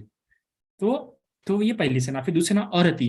अरति मतलब किसी बातों में रुचि नहीं आना, एकदम मन एकदम उग जाना, मुझे ये नहीं करना, मुझे वो, जैसे कोई भिक्षु साधना कर रहा है तो साधना में उसकी रुचि उत्पन्न हुई, साधना करने का मन नहीं कर रहा है ना, पारमिता पूरे करने का मन नहीं कर रहा, तो ये क्या है, उसकी अरुचि है। इसके बाद भूख और प्यास, है ना, साधना करते हुए काफी भूख प्यास लगती है, या उसके मन में आता है अभी कल कहाँ पे भोजन मिलेगा, कल पता नहीं भोजन मिलेगा कि नहीं मिलेगा, आज का भोजन इतना अच्छा था, कल पता नहीं उतना अच्छा भोजन मिलेगा कि नहीं मिलेगा, आज राजा के यहाँ पे, आज धनवान घर के यहाँ पे भोजन मिला। तो इस प्रकार के विचार उसके मन में उत्पन्न हो जाए भोजन को लेके, तो ये भी ध्यान साधना में क्या बनेगा, उसका बाधा होगा, उसको बराबर क्या हो जाएंगे, अच्छी प्रकार से मन में विचार नहीं आ पाएंगे। हाँ, ये बातें उपासक के मन में भी आ सकती है, कभी साधना करते हुए या कभी कोई काम करते हुए। जब भी अगर आप कोई संकल्प करते हैं, कोई चीज निश्चय करते हैं कि मुझे ये करना है, जैसे कि मुझे ये काम खत्म करना है 24 घंटे के अंदर, तो आपके मन में भी आ सकती है बात उत्पन्न। मार तभी आता है जब कुछ आप डिसाइड करते हैं कि मुझे ये काम कंप्लीट करना है, मुझे ये काम करना है। जब किसी चीज को लेकर आप डिसाइड करते, क्योंकि जब आप संकल्प करते तो इसका मतलब आप अपनी मनोशक्ति को, अपनी छंद संपत्ति को, अपनी मीमांसा संपत्ति को, अपनी मीमांसाधिपत्य छंदाधिपत्य यानी 4 रिद्धिपादों का ना कहीं सूक्ष्म रूप से मजबूत करने का प्रयास कर रहे हैं। और रिद्धिपादों का इतना प्रभाव बताया भगवान ने कि रिद्धिपादों के बलबूते पे व्यक्ति कल आयु मतलब आयु कल्प तक जी सकता है, 100 साल जी सकता है इन रिद्धिपादों के बल पे। जिस प्रकार से हम खुद देखते हैं स्टीफन हॉकिंस, जिसकी आयु कहा जाता है कि 35 साल की उम्र में मर गया रहता वो, पर वो नहीं मरा, इतना लंबा जिया। तो वो रिद्धिपादों का बल होता है भगवान ने का, साइकोलॉजिकल फिनोमेना है जो कि। तो अरुति मतलब अरुचि, जिसमें रुचि एकदम उत्पन्न हुई, आपने वो डिसाइड किया, फिर अचानक से आपका मन ही हटना शुरू हो जाता है, फिर आपका मन करने का था, तो ये भी मार की दूसरी सेना है। फिर भूख प्यास, करते करते लगता है कि यार थोड़ा सा खा ही लेता हूँ, फिर खाते खाते इंसान वैसा खाने को लेके सवाल उत्पन्न होता है कि यार थोड़ा सा खा लेता हूँ, फिर खाना के ज्यादा खा लेता है, नींद आ जाती है। तो ये भूख प्यास भी क्या है, तीसरी सेना है मार की। तो भूख प्यास उत्पन्न होना शुरू हो जाती है। फिर चौथी तृष्णा। तृष्णा मतलब इच्छा, फिर कई सारे मन में एकदम इच्छा आना शुरू हो जाती है कि ये करता ना, अरे छोड़ना क्या फायदा करके, अरे अंदर ये भी कर लेता हूँ वो भी कर लेता हूँ, जैसे अलग अलग तृष्णा उत्पन्न, इच्छा उत्पन्न होके फिर भटकने की कोशिश करेंगे, चौथी सेना है। फिर पांचवी आलस्य। अब खाना उत्पन्न हो गई, तृष्णा उत्पन्न हो गई, तो जिसके जिसके ऊपर भूख भी सवार नहीं, भूख की सेना भी हावी ना हो, तृष्णा की भी ना हो, तो फिर गारंटी है कि उसमें क्या आ जाए, आलस्य आए। आलस्य की सेना तब अपना काम करने का प्रयास कर सकती है कि नहीं यार ये बहुत थक गया, अभी चलो थोड़ा सा 1 घंटे का रेस्ट ले रहा हूँ, थोड़ा सा आराम कर लेता हूँ फिर। तो इस प्रकार विचार आना भी समझिए कि क्या है, ये मार है, मार की सेना है मुझ पर हावी हो रही है। फिर भय भीरुता, कि भय उत्पन्न होना। वो काम करते समय अक्सर ध्यान साधना में क्या होता है कि कभी कभार ध्यान के समय भय उत्पन्न हो जाता है, कुछ ऐसा ध्यान अंग प्राप्त हो जाते हैं, है ना, ऐसा कुछ हो जाता है जिसमें जैसे भंगनन वगैरह ऐसा कुछ होता है, तो उसमें व्यक्ति को भय उत्पन्न होता है, फिर उस साधना करने की फिर से इच्छा नहीं होती है, तो इस प्रकार भय उत्पन्न होकर फिर से उसमें अरुचि उत्पन्न होती है, तो फिर उस कामों से दूरी करना शुरू कर देता है ना। तो ये भी उसके लिए क्या है, मार है, उसके उसके रास्ते में क्या है, बाधा है। फिर क्या है, शंका और संदेह, अर्थात जिस रास्ते पे चल रहा है वो रास्ते पे चलते उसको लगता है कि मैं ठीक प्रकार से कर रहा कि नहीं कर रहा, शायद मैं ठीक प्रकार से नहीं कर रहा हूँ, या मुझे जो सिखा रहा है वो ठीक प्रकार से नहीं कर रहा। तो अगर शंका मन में उत्पन्न हो रही है, तो आप कैसे क्या होगा कि आप चित्त एकाग्र होगा, कैसे आपको ध्यान प्राप्त होगा, नहीं हो सकता, आपका ध्यान नहीं लग सकता। शंका संदेह भी क्या होता है, साधक भिक्षु में या साधक में बहुत क्या होता है, मार के रूप में काम करता है। फिर घमंड और अहंकार, फिर साधना करते करते भी लोगों में शील पालन करते करते भी, मेरे शील बहुत है, मैं बड़ा शीलवान हूँ, मेरा बड़ा बड़ा अध्ययन है, मैंने बड़ा ज्ञान हासिल किया है, ऐसा कई सारे लोगों को होता है। इस प्रकार अनिरुद्ध को देखते, अनिरुद्ध को क्या हुआ था कि दिव्य चक्षु प्राप्त थे अनिरुद्ध को। अब अनिरुद्ध के साथ और 6 राजकुमार, मतलब 6 राजकुमार और 5 राजकुमार और एक नाई, ऐसे कुल मिला के 7 लोगों ने एक साथ दीक्षा किया था। और पहले ही वर्षावास में अनिरुद्ध का जो परम मित्र है वो भी अनंत हो गया, बाकी 2 भिक्षु भी क्या हो गए, अनंत हो गए। यहाँ तक कि देवदत्त ने 8 ध्यान प्राप्त कर लिया, आनंद स्वतापति फल में प्रतिष्ठित हो गया, यहाँ तक कि नाई भी मुक्ति हो गया। पर अनिरुद्ध जिसने दिव्य चक्षु प्राप्त कर लिया था, पर अनंत नहीं। ये बात सारीपुत्र बंदे को पूछता है, बंदे मैंने दिव्य चक्षु प्राप्त किए है, पर फिर भी मैं अनंत पद प्राप्त नहीं हुआ, मैं अपने मन में उपादान आने तो बिल्कुल भी नहीं, फिर भी मैं अनंत नहीं हुआ। फिर बाबा सारीपुत्र कहते हैं कि तुझे अहंकार है कि मैंने दिव्य चक्षु को प्राप्त किया है, इस अहंकार के कारण ये क्या हो रहा है, तुझे अनंत पद प्राप्त नहीं हो पा रहा है। तो जब घमंड अहंकार आता है किसी शील को लेके, अपने समाधि की मैं बहुत साधना करता हूँ, मैं विपश्य, मैंने बहुत विपश्यना किया है, या मैं विपश्यना आचार्य हूँ, या मैं शीलवान हूँ, या मैंने बहुत अध्ययन किया, पीएचडी होल्डर वगैरह, तो यह भी क्या करता है, उसके इसमें ध्यान साधना में बाधा उत्पन्न करता है। ऐसा व्यक्ति का भी ध्यान हाले हाले लगता नहीं है। फिर आखिरी में लाभ प्रसिद्ध सत्कार, फिर बहुत समाधि करता है, ध्यान करता है, तो बहुत लाभ आना शुरू हो जाता है, सत्कार, लोग गौरव करना, और फिर उसी गौरव में लाभ सत्कार में फंस जाता है। फिर लोगों को दिखा दिखा के करता है वो। और भगवान ने अक्षर कहा है कि अपनी साधना गुप्त रखो। आपने क्या सिद्धियां प्राप्त की है वो भगवान ने गुप्त रखने के लिए कहा। अपनी सिद्धियां दिखा दिखा के अगर तुम प्रसिद्ध हासिल करोगे तुम्हें दोष लगेगा। यहाँ तक कि पराजिका का दोष, जो कि सबसे बड़ा दोष है भिक्षु के लिए, जिसके कारण किसी भिक्षु का चीवर भी निकाला जा सकता है अगर पराजिका दोष है। तो उसमें एक पराजिका है कि अपने ऐसा घोषित करना कि मैं बहुत रिद्धिमान हूँ वगैरह वगैरह, जबकि नहीं है वगैरह। तो लाभ सत्कार का जो भय, भगवान ने हमेशा कहा कि भिक्षु ये दो मार्ग है, एक लाभ सत्कार का और दूसरा निर्वाण का। भगवान ने कहा ये दोनों रास्ते अपोजिट रास्ते हैं। तो बात समझ लो, अगर लाभ सत्कार में फंस गए तो बड़ा फिर वो भी आपके ध्यान साधना में, आपके मार्ग में बहुत आरूढ़ उत्पन्न करता है। फिर गलत तरीके से प्राप्त किया गया यश। फिर कुछ लोग हैं ध्यान साधना करते हुए अपनी स्थिति फैलाते हैं, अपना वर्चस्व करने की कोशिश करते हैं और इस तरीके से अपना यश वगैरह करते हैं। तो ये भी क्या हो जाता है, ये भी एक मार्ग की क्या है, सेना है। फिर आत्मा प्रशंसा। फिर कई बार लोग अपनी आत्मा प्रशंसा में होता है कि मैंने ये प्राप्त किया है, मैंने वो प्राप्त किया है, देखो मैं आज आचार्य हूँ, देखो मैं पीएचडी होल्डर हूँ, देखो मैं शीलवान हूँ। तो स्वयं प्रशंसा के कारण भी क्या हो जाता है, वो उसकी ध्यान साधना में अर्थरा। और आखिरी में निंदा, पर निंदा। अरे वो ढंग से साधना नहीं करता, अरे उसे क्या, भले ही साधना करता हूँ पर ये नहीं करना चाहिए, वो नहीं करना चाहिए। इस प्रकार उलझता हुआ ऐसे किसी ना किसी मार्ग से नाश हमेशा क्या, वो बार बार परेशान होते रहता है और साधना वगैरह से क्या होते रहता है, वो हमेशा वंचित होता रहता है। और याद रखिए मार्ग को कैसा रह जाता है, मार्ग को सबसे पहले अगर आपने इतना भी जान लिया कि ये मार है, ये क्या है, मार है, और ये वाला मार है, ये तो अरति है, अरे तो भूख प्यास है मार, ये तो तृष्णा मार है, ये तो मार की सेना है। जिस क्षण आपने अपने मन के ये मेंटल फिनोमेना को जान लिया, क्योंकि आप साधारण उपासक है या हम साधारण भिक्षु हैं, अभी तक अरहंत पद प्राप्त करने के, तो हमारे लिए मार सेना ही आएंगी, क्योंकि मार सेना मोस्ट ऑफ मेंटल फिनोमेना के रूप में काम करती है, तो यही आएंगे हमारे लिए। तो अगर हमने उसी समय जान लिया, अरे ये तो अरति है, अरे तो भूख प्यास है, अरे तो तृष्णा है, तो आलस्य है, ऐसा जिस क्षण आपने ये जान लिया, उसी समय समझ जाइए आपने उस मेंटल फिनोमेना को डिफीट कर लिया, आपने उस मेंटल फिनोमेना को पराजित कर लिया, आपने जीत लिया राजिन। तो सबसे पहला जो काम है मार को पहचानना कि ये मार है, ये मार सेना है, और उसमें भी ये मार है, मुझे इसका नहीं हराना चाहिए।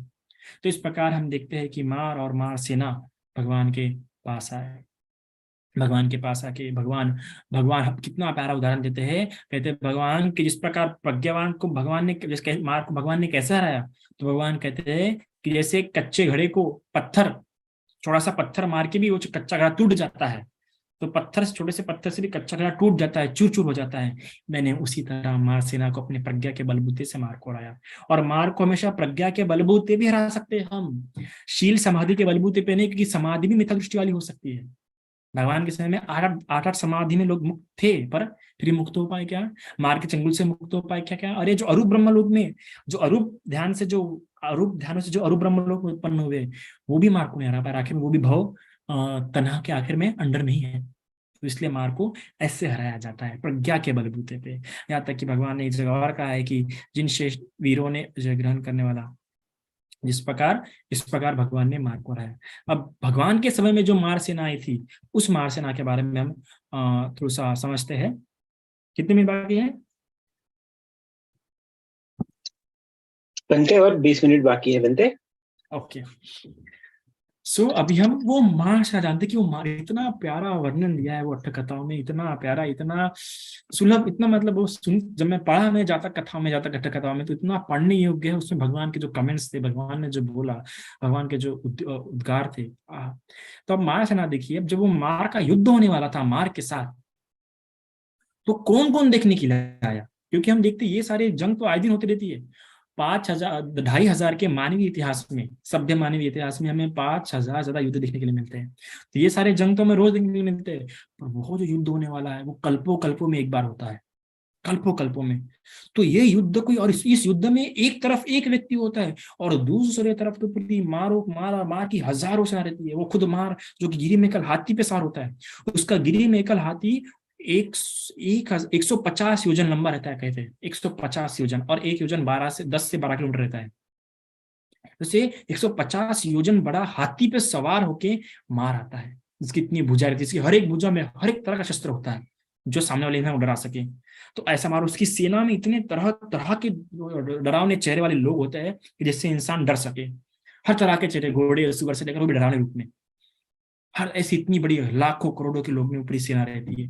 और हाथों में हर तरह का हथियार लेके हुए एकदम भगवान के सामने पूरी प्रकट होती है। और उस समय का माहौल कैसा होता है, वातावरण कैसा होता है कि पूरा वातावरण एकदम लालिमा से भर जाता है, एकदम लालिमा से ऐसी लाल प्रकार की जो धूल है उस समय की पूरे वातावरण में फैल जाती है। अगर आपको ये विजुअली देखना है तो आप जो इन्होंने जो बुद्ध का सीरियल जो बना था, जी टीवी पर आया था, उसमें उसको पूरा बहुत ही अच्छी प्रकार से उसको क्या क्या चित्रण किया उसमें पूरा साहित्यिक रूप से। तो पूरी लाल प्रकार की धूल, लाल प्रकार का वातावरण, पूरा सा लाल आकाश हो जाता है, जैसे कि खून से भर दिया हो गया पूरा आकाश, खून के धब्बों से भर दिया हो गया, ऐसा इतना भयावह हो जाता है पूरा वहां का वातावरण। और एक तरफ कौन बैठा है, बुद्ध बैठे हैं, पूरी उस तरफ मार की सेना। सोचिए कितना भयावह होगा, कितना भयावह।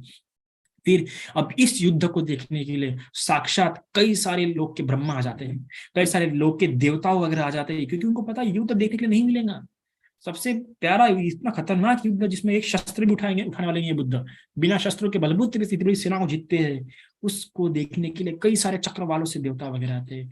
शक्र आता है, महाब्रह्मा आता है। शक्र तो एकदम बड़ा शंख लेके आता है, इतना शंख लेके आता है कि ऐसा कहा जाता है कि देश हो वो जो शंख होता है वो शंख कम से कम 120 योजन या इतना, देवेंद्र अपने विजयोत्तर शंख फेंकता रहता है स्तुति, 120 हाथ का होता है वो शंख, इतना बड़ा होता है कि 20 हाथ का होता है वो विजयोत्तर शंख। देवेंद्र शक्र लेके आते हैं और जम जम से फूंकते, उसको भी बहुत, वो भी बहुत एक्साइट हो जाता है, एकदम एक्साइटमेंट आना ही है। हमें भी होता है कभी कभार जब कोई अच्छी फिल्म, हमारी फेवरेट फिल्म अगर थिएटर में आ जाए जिसका हम बहुत लंबे समय से वेट कर रहे होते हैं, तो एकदम इंसान एकदम एक्साइट हो जाता है। कोई बच्चा देखिए अगर पिकनिक जाए तो एकदम बच्चा एक्साइट होता है एकदम। तो उसी प्रकार के सारे देवता लोग भी काफी एकदम एक्साइट हो जाते हैं कि ये युद्ध है। देवेंद्र शक्र तो इतना एक्साइट होता है कि ऐसा बहुत बड़ा शंख बार बार फूकने लगता है, और वो शंख का ऐसा होता है कि एक बार वो शंख आपने फूका तो उसकी ध्वनि कम से कम 4 महीने तक गूंजती रहती है। तो ऐसा कई बार देवेंद्र शक्र अपना वो सफेद शंख फूकने लगा। ब्रह्मा भी है जो 3 योजन की दूरी पे अपना सफेद छत्र लेके आके खड़े हो जाते हैं वहां पे और देखते हैं युद्ध। तो फिर इस प्रकार पूरा ऐसा जो काल महाकाल नागराज शेष थे वो भी अपने जमीन से भवन से बाहर आते, कई सारे महिलाओं के साथ, कई सारे स्त्रियों के साथ, देवियों के साथ आते हैं और वो युद्ध देखने के लिए खड़े होते हैं। और फिर ऐसा युद्ध होता है, एक तरफ भगवान के मुख के आगे एकदम पूरी मार सेना कई दूरी पे है ना, पूरी तीनों ओर से भगवान को सेना घेर के, और भगवान उस वृक्ष के नीचे क्या है, खड़े, उस वृक्ष के नीचे क्या है, बैठे हुए साधना में। और साधना में बैठे हुए होने पर अब मार आक्रमण करता है, आक्रमण करना शुरू कर। तो मार पहले बोलता है कि ऐसे दिव्य पुरुष को, ऐसे पारमिताओं से परिपूर्ण पुरुष को सामने सहारा नहीं आ सकता है। भाई देखो भय भी उत्पन्न नहीं हो रहा है इतनी सेना देख के, तो कुछ लोग पीछे से आक्रमण करो। ऐसा जब आक्रमण करना और मार्स की सेना जब आगे बढ़ना शुरू करती है तो जो जो देवेंद्र शक्र थे वो तो डर जाते, भयभीत हो जाते हैं, और अपने भय के कारण तुरंत अपना शंख पीठ पे लेते और चक्रवाल के अंत में जा खड़े हो जाते हैं। ब्रह्मा भी महाब्रह्मा भी अपने छत्र को वही छोड़ देते और वहां पे एकदम चक्रवाल के अंत में जाके बैठ जाते। सारे देवता लोग अपने अपने देवलोक में जाके अब अपने देवलोक से देखना शुरू कर देते हैं। यहाँ तक कि जो महाकाल नाग आए थे वो भी एकदम एकदम अंदर घुस जाते पृथ्वी में, और अपने जो मंजीरी नाम के जो महल में भाग के जाके किसी महल में जाके एकदम कानों पे ऐसा हाथ रख के एकदम मुंह नीचे करके डर डर के मारे बैठ जाते हैं। तो इतना वो डरावनी रहते कि देवता लोग भी आखिर में टिक नहीं पाते। और इस प्रकार की क्या है, मार सेना आगे में खड़ी है, मार सेना आगे में खड़ी है और एकदम आक्रमण के लिए आगे जा रही है। तब भगवान कितना प्यारा कहते हैं, तब आप भगवान के जब आप भगवान के आप वचन देखिए कितना प्यारा कहते हैं कि यह इतने लोग जो मुझे अकेले के विरुद्ध प्रयत्नशील है, आज यह माता पिता भाई या दूसरा संबंधी कोई नहीं है।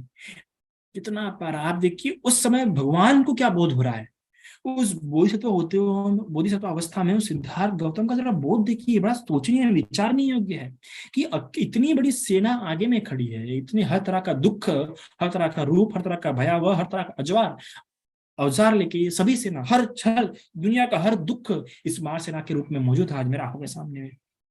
पर आज कौन मेरे साथ है?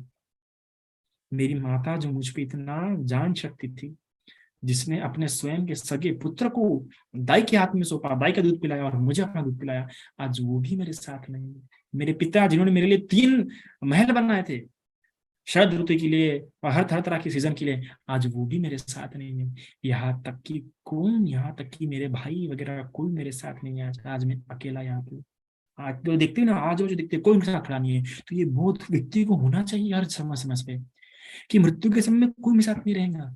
आप और आप देखिए आपके संकट के समय भी आपके साथ कोई नहीं रहता, बस आप रहते हो। ये बुद्ध ने जाना, और बुद्ध तब क्या याद करते हैं कि मेरी 10 पारमिता जो मैंने चीर काल से पूरी की है, पोषित की है, आज वही मेरा शस्त्र बनेंगे। और सही में उनके शस्त्र बनते हैं, और उसी शस्त्र के बलबूते पे जब 10 पारमिता को याद करते हैं तो 10 पारमिता से क्या बन जाता है, उनका एक बोधि मंडल, एक मंडल बन जाता है जिसमें पूरा चक्र बन जाता है, जिसके अंदर में अगर कुछ भी आया तो फूल पुष्प वगैरह बनना क्या हो जाते हैं, शुरू हो जाते हैं। और इस प्रकार से वो याद करते हैं, और बहुत ही सुंदर ये उस सीरियल में भी दिखाया गया है। और फिर जब मार अपनी आक्रमण करता है तो मार कितने तरीके से आक्रमण करता है। सबसे पहले मार एकदम वायु छोड़ता है बहुत बड़ा, कि मैं इसको वायु से हराऊंगा, इसके आसन से हटा दूंगा। तो इतना वायु छोड़ता है, ऐसा ऐसा तूफान छोड़ता है कि वो तूफान से अगर कोई सुमेरु पर्वत भी आ जाए, कोई बड़ा पहाड़ भी आ जाए तो भी चूर चूर हो जाए। पर भगवान के पास जब जाता है तो एकदम ठंडा हो जाता है वो, उन भगवान के चीवर को हिला नहीं पाता है। फिर जल से आक्रमण करता है, पूरा जल डाल देता है, पूरा जल फैला देता है, सब डुबा डुबा के मारने सोचता है, पर भगवान के पास, भगवान के चीवर के टोक को भी वो गिला नहीं कर पाता जल। फिर पत्थरों की वर्षा करता है, पत्थरों की वर्षा करने पर जब वो उस बोधि मंडल के, उस पारमिता के कवच के अंदर आते हैं तो सारे पत्थर पुष्प बन जाते हैं, दिव्य पुष्प बन जाते हैं। फिर उसके बाद तलवारों वगैरह वगैरह से आक्रमण करता है, जो जो भी सभी के हाथों में जो औजार रहते हैं वो सभी औजार फेंक देते हैं सेना, पर वो औजार भी क्या बन जाते हैं, दिव्य पुष्प बन जाते हैं उस बोधिमंड के अंदर आने पर।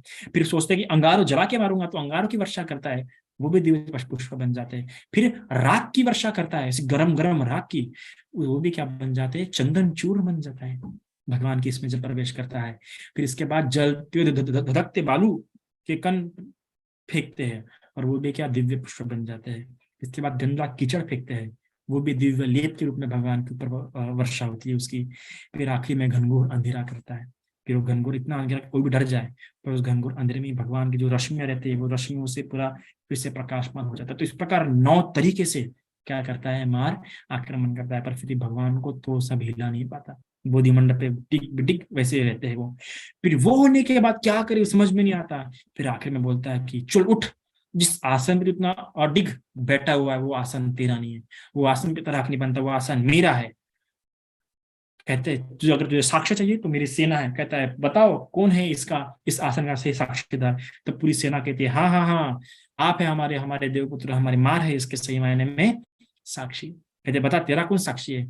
तो ये वही बोधिमंड है जो बुद्धत्व प्राप्त होने के पहले स्वास्तिक नाम के चरवाहा ने दिया था भगवान को 8 मुट्ठी घास के रूप में। और जब भगवान ने वो फेंके थे तो उसका पूरा एकदम आसन बन गया था, इतना सुंदर कि कुछ चित्रकार भी बता नहीं सकता, इतना सुंदर वो आसन बन गया था, जिसके ऊपर भगवान ने तीन प्रतिज्ञा की थी। कौन सी प्रतिज्ञा की थी भगवान ने, कि मेरा मांस, मेरे शरीर का मांस भी क्यों, मेरे शरीर का खून भी क्यों ना सूख जाए, मैं इस आसन से उठूंगा नहीं, रक्त भी पूरा क्यों ना सूख जाए, मैं इस आसन से उठूंगा नहीं। इस प्रकार से करते हुए तो उस आसन पे वो अपना हक जताने लगा। फिर भगवान कहते कि नहीं, ये मेरे जो असंख्य जन्मों से जो मैंने पारमिता पूरे किए उस पारमिता के बल से हुआ है। तब कहते हैं किस तरह साक्षी कौन है बता। तब कहते अरे तेरा साक्षी तो ये जीवित लोग हैं, मेरी साक्षी तो ये अचेतन पृथ्वी है। अब प्रश्न उत्पन्न होता है कि बोधिसत्व को वो अचेतन पृथ्वी साक्षी के रूप में क्यों देनी पड़ी। क्योंकि सबसे पहले जब भगवान कई जन्मों से पारमिता पूरा करते हुए आते हैं तो कई सारे जन्मों में कल्प लग जाते हैं, असंख्य कल्प लग जाते हैं। जैसे इस बुद्ध को 4 असंख्य 1 लाख कल्प लगे, तो इस बीच में कई बार पृथ्वी नष्ट हो जाती है। और पृथ्वी नष्ट होने पर जिन लोगों के सामने किए थे उनमें से कई सारे लोग क्या हो गए थे, मृत्यु उनको हो गई रहती है। तो कोई सामने तो कोई व्यक्ति है ही नहीं कि उनके इसका क्या दे सके, कोई साक्ष्य दे सके।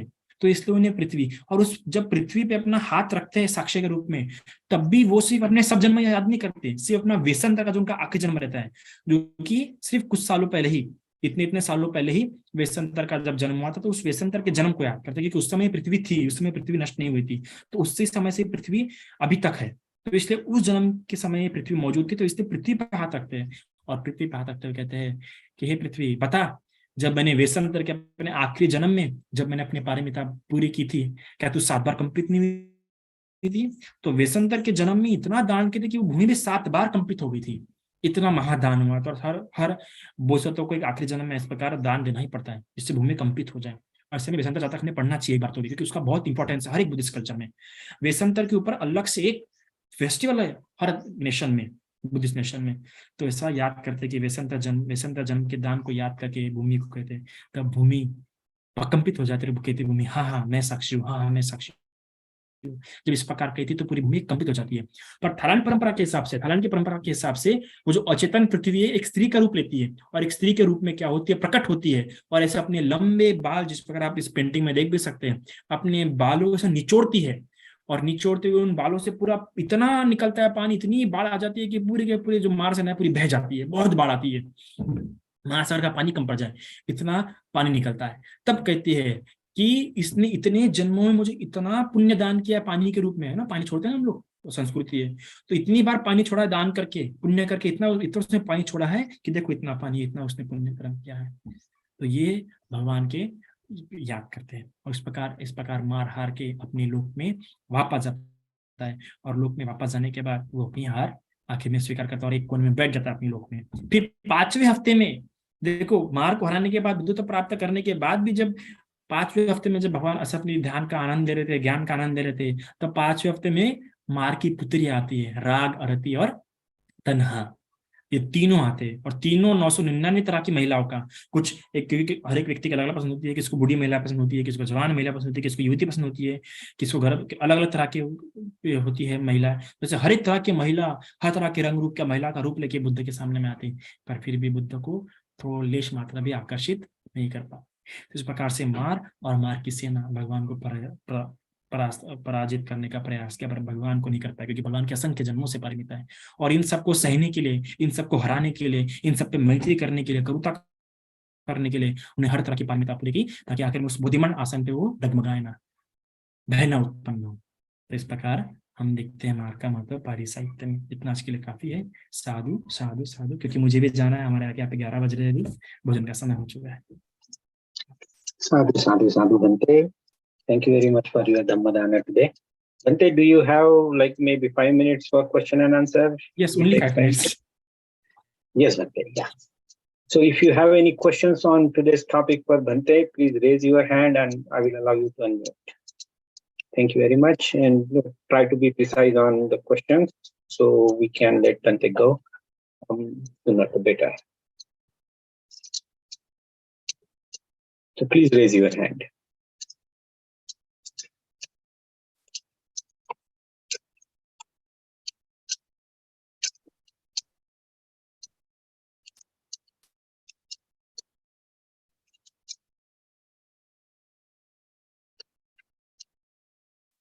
Okay. Nyandev ji, please go ahead with your question. वंदामी बनते जी, मैं ज्ञानदेव वाघमारे पुणे से बोल रहा हूँ। जी बोलिए। हाँ, अपन साधना करते समय अपने को जो डिस्टर्ब होता है, तो उसके लिए अपने मन में जो नहीं क्या कुछ ऐसे विचार आके साधना खंडित होता है, तो उसके लिए क्या करना चाहिए? देखिए, सबसे पहले तो हमने जानना होगा कि हमें किस बात से परेशान हो रहे हैं। अगर ध्यान भर नहीं लग रहा है ना, तो सबसे पहले देखने की जरूरत है कि किन बातों से हमें डिस्टर्ब हो रहा है ना, क्या कारण है मुख्य रूप से। सबसे पहले हम देख ही नहीं पाते कि हम किन बात से व्याकुल हो रहे हैं, किन बात से परेशान हो रहे हैं, है ना। क्योंकि कई बार ऐसा हो जाता है कि कुछ कुछ बातें बार बार उत्पन्न होती रहती है मन में, या कुछ बात को लेके हम बैठ जाते हैं। तो सबसे पहले उस बात को देखने की जरूरत है। अगर ध्यान नहीं लग रहा है तो फिर आप उस पर ध्यान दीजिए, कायागत स्थिति पे, कायानुपश्यना पे बैठ जाइए थोड़ी देर के लिए, है ना। इस प्रकार मैंने पहले कहा कि पहचान ये है कि क्या है जो आपको परेशान कर रहा है। आप सिर्फ आंखें बंद करके ध्यान के लिए नहीं बैठ सकते। इतना आसान नहीं है कि आंखें बंद करके ध्यान लग ही जाए।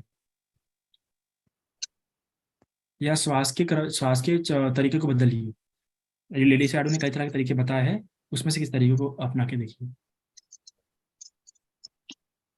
Thank you, Bante. Nyandev ji, do you have a follow-up? Thank you very much.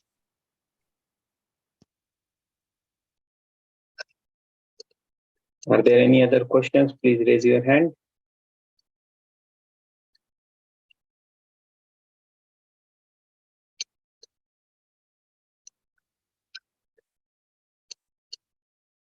हाँ, हम बंटे जी को बुलाते रहते हैं, और ये सेशन भी हम रिकॉर्ड कर रहे हैं, तो it will be available on YouTube. Vikas ji का हैंड ऊपर है। विकास गुप्ता, प्लीज आप अनम्यूट करें सर। नमस्ते। I am from basically from Mumbai, and my query is like on daily basis, what would be an ideal time to meditate? Like in morning and evening, what would be an ideal time? Like being from a legal profession and being I personally had attended the 10-day course, and yeah, it gave me a focus, a meditation, like to concentrate in life. So I just wanted to know, like in daily life, daily day, on daily basis, what would be the ideal time to concentrate? See, yeah, there can be ideal time, but there can't be a universal time. Okay, Yeah. Universal time Okay. समान तो चीज नहीं हो सकती है, पर एक ideal time जो बोलेंगे, मुझे लगता है सूरज उगने के पहले जो होता है, जिस समय पूरा शांत होता है, पूरा सन्नाटा जो होता है, हम जिसे हम कह सकते हैं, वो समय बहुत बेस्ट है ना। और दूसरा, रात को थकने सोने के जाने के पहले, क्योंकि सोने के जाने के लिए 10 मिनट तो भी करेंगे ना, क्योंकि आप शरीर में बहुत थकान रहती है, तो उस थकान को अगर आप ठीक प्रकार से पिकअप करें ना, तो आपकी समाधि में बहुत अच्छा काम कर सकता है थकान भी। क्योंकि थकान में क्या होता है, एकदम ऊर्जा उतरती हुई रहती है, इंसान पूरा रिलैक्स करना चाहता है, अगर वो रिलैक्स को अगर वन पॉइंटेडनेस वो कर ले, तो शाम में भी उसका बेनिफिट, तो शाम में 10 मिनट भी करे तो ये बहुत होता है, पर एटलीस्ट इवनिंग में 5 से 6 या 5:30 से 6 इसके बीच में, क्योंकि पूरा शांत रहता है उस समय, जिससे सब शांत रहता है, क्योंकि उस समय जो आपकी जो आप जो बॉडी पे जो भी फील करते हैं ना, वो भी बहुत प्यारा रहता है। और हिंदू संस्कृति के हिसाब से भी ये बहुत ही अच्छा समय माना जाता है, हर कल्चर के हिसाब से, जिस समय सूरज उगने का रहता है, उगने के पहले। अच्छा अच्छा। क्योंकि जो और राइज रेज वगैरह रहती है, लाइट्स की वगैरह, वो एक लिटिल बिट वार्मनेस डेवलप करना शुरू करती है, तो विपश्यना वगैरह के लिए बहुत बेनिफिशियल हो सकते हैं। और अगर अगर टाइम की बात की जाए तो लाइक 1 घंटा, या जैसे अधिष्ठान टाइम वक्त होता है वो 1 घंटा। देखिए, आप कौन सी साधना कर रहे हैं वो इंपॉर्टेंट है। विपश्यना कर रहे हैं तो विपश्यना तो कम से कम 1 घंटा, विपश्यना कम से कम 1 घंटा, पर आनापान कर रहे हैं, आनापान 10 मिनट भी बहुत है। अच्छा, ओके। हाँ, तो मैं तो ये बोलूंगा कि आप आनापान के जो 16 स्टेप्स है उस पर ज्यादा फोकस कीजिए, ठीक है, ठीक है, थैंक यू। तो बहुत ही अच्छा रहेगा। आनापान ही तो कायानुपश्यना, ये दोनों से बहुत ज्यादा अच्छा रहेगा, क्योंकि आप जॉब वाले हैं तो कायानुपश्यना तो और भी अच्छा रहेगा आपके लिए। ओके, शिलंगना जी, आप तो है, आपके लिए तो आप मुझसे पर्सनली बाद में बात कीजिएगा, मुझे पर्सनली व्हाट्सअप कर सकते हैं आप, कि किशोर जी भी आप मुझे पर्सनली व्हाट्सअप कीजिए, क्योंकि मेरे भोजन का समय है, आज बिहार में संज्ञादान है, तो इसलिए मुझे जाना जरूरी है। आशा करते हैं आप लोग समझेंगे, भ्रमत मानिएगा प्लीज, शिलंगना जी और किशोर जी। Thank you very much, Bhante. Thank you very much, Bhante. Sadhu, sadhu, sadhu. And we are very grateful for your Dhammadana today, Bhante. If you don't mind, Bhante, we will do the merit sharing for all the people. Okay. एतावता च अम्मेहि संपदं पुण्य संपदं सब्बे देवा अनुमोदन्तु सब्बे भूता अनुमोदन्तु सब्बे सत्ता अनुमोदन्तु सब्ब संपत्ति सिद्धिया। साधु साधु साधु। Again, thank you so much, Bhante, for being there and giving us the Dhammadana today and helping us with today's Dhamma session. We will see all the participants again next week. I have shared my number in chat. You can take. ठीक है? Yes, Bhante. We will also sorry share it शिलंगना on. जी, मैं आपको बाद में आप मुझे personally message कर दीजिएगा, मैं आपसे बात करूंगा। चलिए, मैं विदा लेता हूँ।